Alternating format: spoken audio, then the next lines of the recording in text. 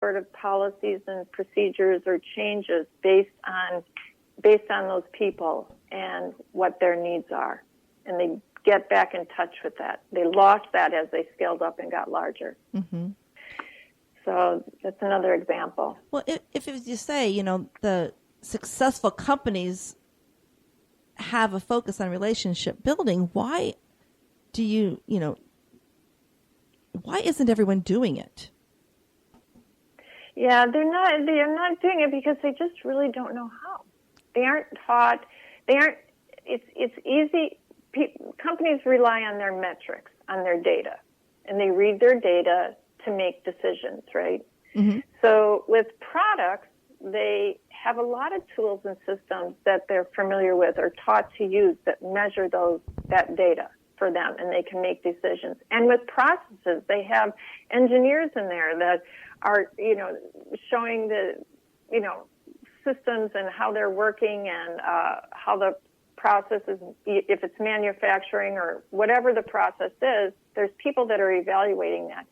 But they don't necessarily have experts in the people area. Human resources doesn't really handle that portion. Mm-hmm. That's not what human resources does in a company.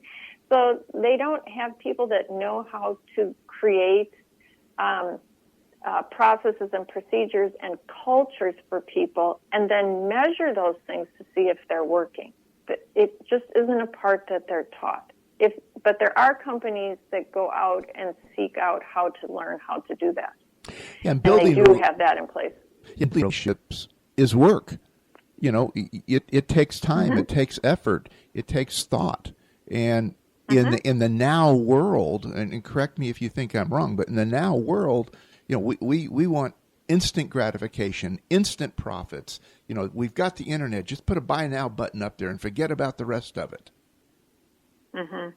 Well, right. So many, and I see a number of businesses constantly putting up these Facebook ads, and they consistently are trying to take a person to a page to sell instantly instead of taking them through that process of providing something of value for free and getting to start building that relationship and that know, like, and trust factor. So there's such a technique to it.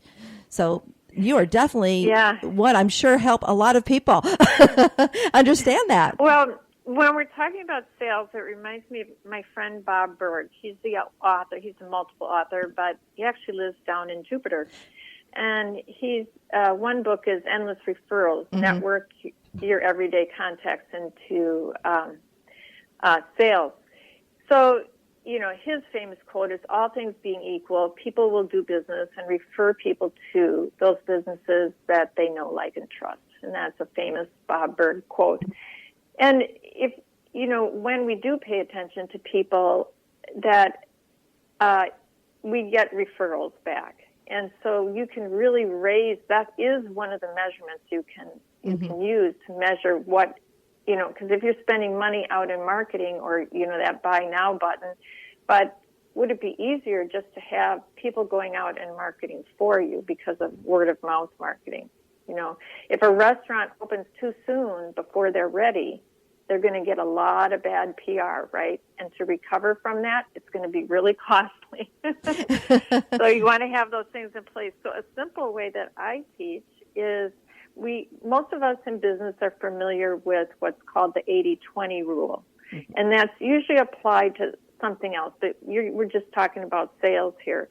So if you apply that to marketing and sales, so there's another very famous book, Jab, Jab, Jab, Right Hook, by Gary Vaynerchuk. Mm-hmm. And that applies to, he does give, give, give, ask. Well, I take it one step further with the 80-20 rule, and the jabs are give, give, give, give, ask. So we earn the right to ask for something. It might be a sale. It might be a referral. It might be to come to an event. It might be any kind of ask. But if we have added value, that's what the giving is, giving value to people over, 80% of the time, we earn the right to ask for something, and people will respond. People listen. People open emails more. People do everything more if they know there's something of value there in your giving. It's really a golden rule, and it really works, and it's measurable. And that's the important fact right there, is you can measure the relationships that you're building by those that respond back to you with the value that they're receiving through testimonials, whether it be on, a verbal testimonial to you, or they put it on one of your social sites. So they do get individuals that you're serving then do come back and provide that value back to you. They do. Did you know that even the Department of Labor says the number one human need is the feeling of being appreciated? Mm-hmm. Now, if the Department of Labor, it's a little incongruous to think that they would be measuring that. But that trumps money in job satisfaction, which is their bailiwick, that they're looking at. That trumps money and job title in people staying at a job. The feeling of being appreciated. So that's sort of one of those soft things. How do you measure that? But it's more often the reason people will stay, and we know the cost of retraining someone, so it's much more cost effective to keep an employee than to keep retraining different ones, right? That's for sure. Huge. That's huge. So saving money is very much making money, very much profits. So if the feeling of being appreciated trumps your salary and trumps your title, then how valuable is that for us to learn how to do that? Oh, for sure. And, and it's like, it doesn't take much to just say thank you or you're appreciated. It's just words. I mean, you don't always have to go out and get the cards and the gifts and the flowers, but just saying it. I appreciate you. Yeah, and there's some things I offer companies, really simple tools where they actually find out how individuals want to receive that appreciation. Cheri, here's an example. If you take two employees and let's say they have the very similar jobs, but they're two pretty different people. So an employer sees that they're doing really well, and this employer thinks, wow, I really want to recognize them for doing so well. I'm going to give them a promotion. So he goes to employee A and he says, Jack, you've been doing such a great job. Tomorrow I'm going to promote you to manager of this department. And XYZ, you've done this, that, and the other thing. He goes to employee B and says, Sarah, you've been doing such a great job. I'm going to, promote you to manager of the department. And the next day, Jack doesn't show up for work, and Sarah does. Why do you think that would be? Comfort zone? Yeah, that's a good thought. Any other thoughts? That leads into what I'm going to say, actually. Comfort zone. Well, I'm thinking that... go ahead. Go ahead. No, you go ahead. Oh, I was going to say, I'm thinking, well, there are two different, like you said, they're two different people. I mean, personalities and behaviors. And one, it really made an impact. The other didn't. It didn't impact them. Didn't think about it. Yeah. And it maybe intimidated them. Scared them. Yeah, intimidated them. Scared them. Mm-hmm. So one might have a personality characteristic style that they're ready just to jump into something without maybe preparation or forethought. Mm-hmm.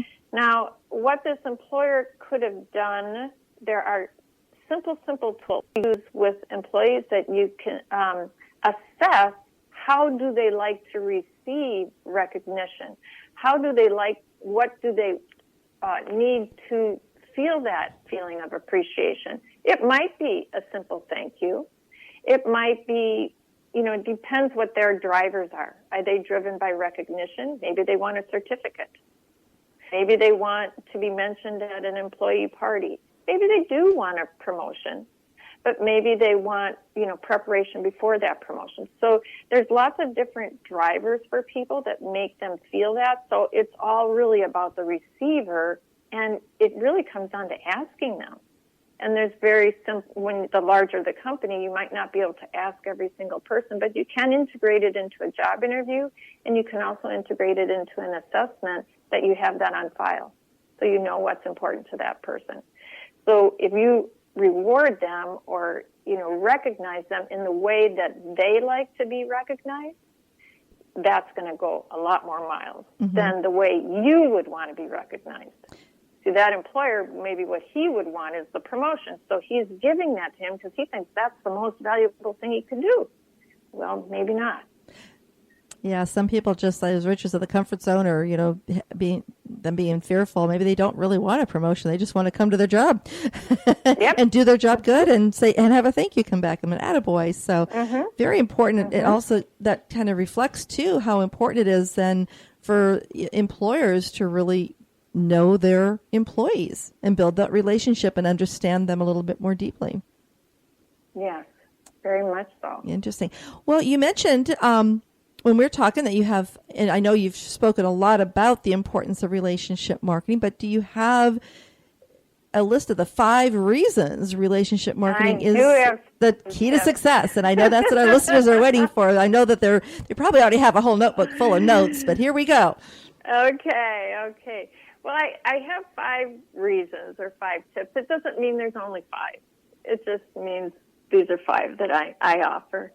So the reason one I have is something that we have really kind of talked about here, but relationship building establishes this perceived value for people, and that people will do business with those they know, like, and trust. It saves money and it saves time. And the perceived value of being a friend of the company and a part of the community that company serves is inclusive, and that so directly relates to increased referred sales. So relationship building just trumps everything else that the company is trying to do, and it's throughout. It gets from the people that come to, pick your, whatever up in the morning, your garbage, or, whoever you're working with that supports that, not just your customers. Sort of a unfortunate story. I was buying a telephone at, I guess I won't mention a store. This is evergreen. Yeah, a certain store. And this young man, very bright, and it was very hectic. Babies crying, very hectic. I was overwhelmed by just the music in the store and all the people, and this young man totally gave me really all the focus. Once it was finally my turn, he was hyper focused on me, and stuck with me till the transfer of the numbers and all those things were really done. And I asked him at the end, I said, I complimented him and told him how he made me feel. And I asked him if I would be all right with him if I contact his manager and tell him what a good job he did. And his response to me was, "Oh, that won't matter." And I said, why do you say that? And he said, "Well, because we're not treated the way we're taught to treat other people." Oh, my gosh. And it's unfortunate and that the focus is on the customer, but that's like one little box only. It's not a thread that goes through the whole organization. So the building needs to be, an open door policies, it needs to be a thread through the whole organization. And that's pretty powerful. Yeah, that is.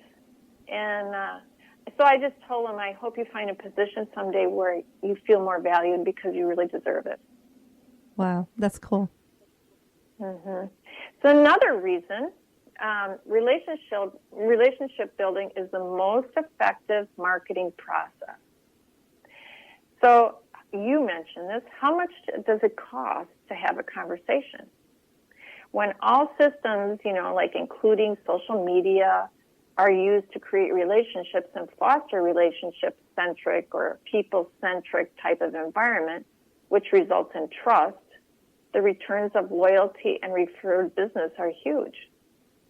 So social media, that's what we're talking about, is very powerful. And we need to remember to stay really positive on